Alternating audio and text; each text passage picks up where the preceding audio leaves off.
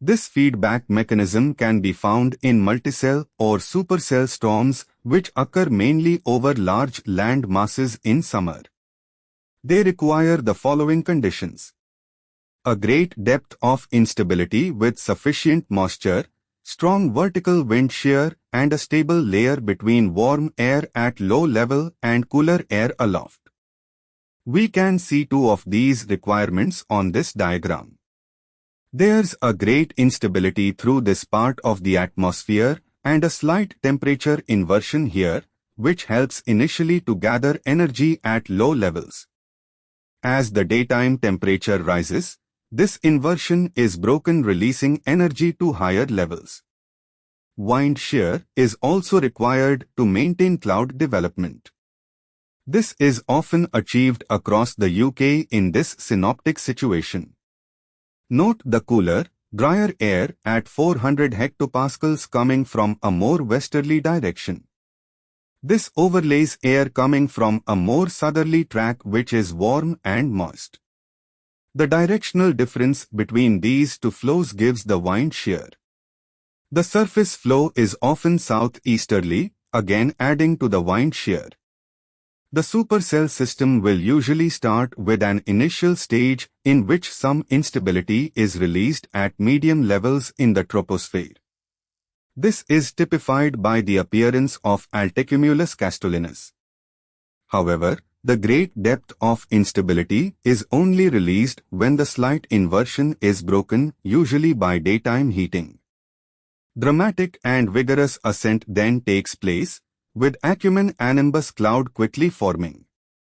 The key to the continued development of this type of system is that the downdrafts are offset to one side because of the wind shear.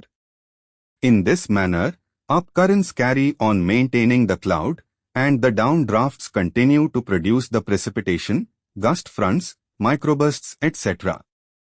The movement and development of supercells depend upon the winds that feed into the individual system.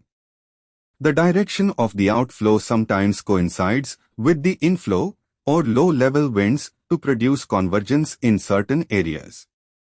This convergence then creates uplift and another cumulonimbus cloud development. These are called mother and daughter cells because of the way one spawns from the other. Forecasting thunderstorms is largely a matter of matching the conditions necessary for the storms with the trigger mechanisms using computer-generated products and observational data. Satellite imagery and radar are then used to detect and follow the development of the storms. The aviation authorities have produced guidelines on avoidance distances. Here is a table showing recommended distances from cumulonimbus activity.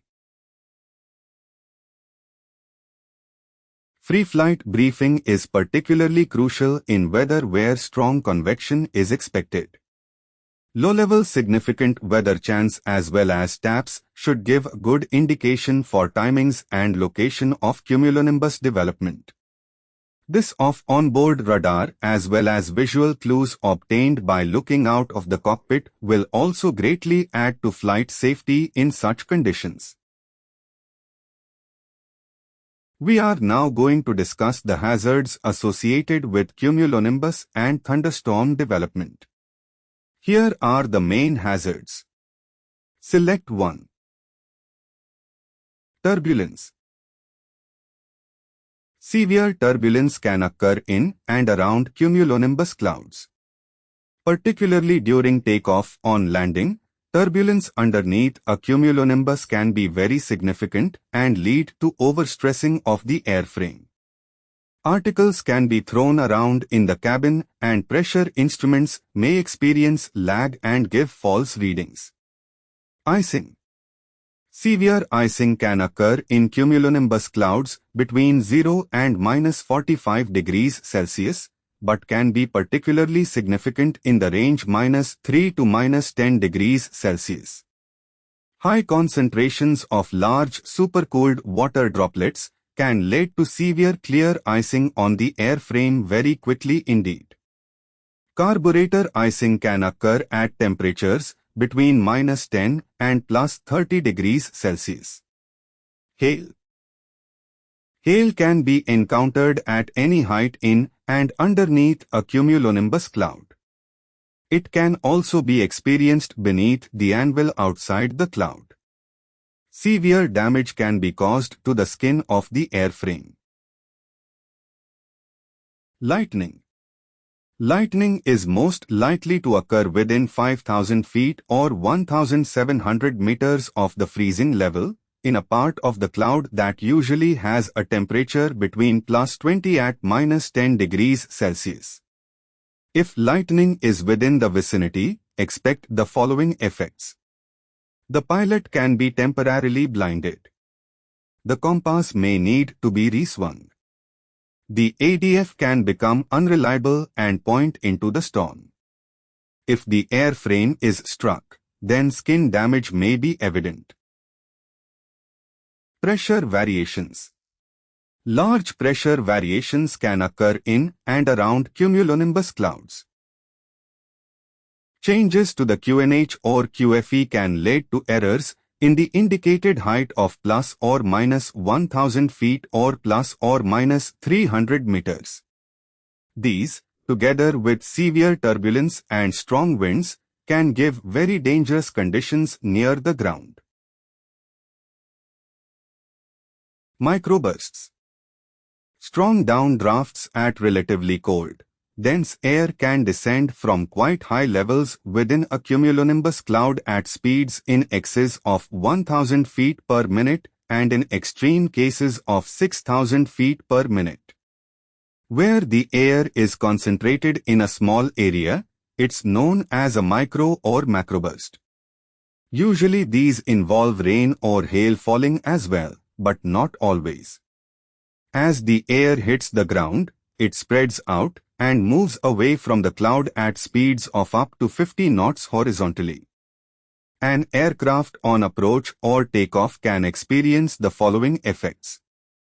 Strong headwinds at this stage causing an increase in performance and airspeed. As a result, the pilot will reduce power to maintain the speed and lower the nose to recapture the glide path. However, if the aircraft continued to this stage, it would be exposed to massive downdrafts. Now the aircraft has very low power settings, a decaying airspeed and massive loss of lift. Lastly, at this point, the aircraft has tailwinds which will significantly reduce the performance and possibly cause the aircraft to contact the ground prior to reaching the runway.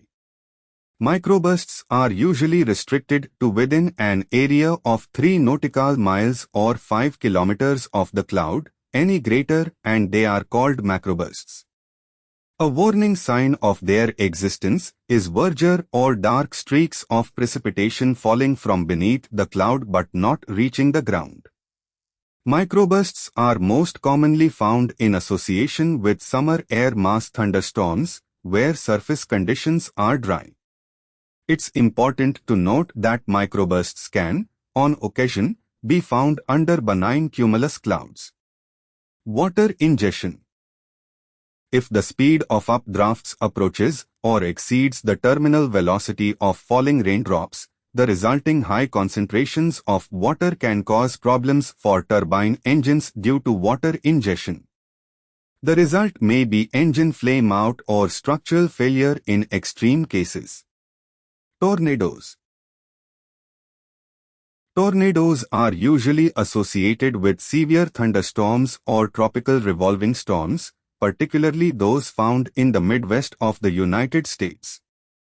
Wind speeds within tornadoes can exceed 200 knots, and the diameter of the vortex is typically less than 300 meters, with an average of 100 meters. We should look at these phenomena in more detail later.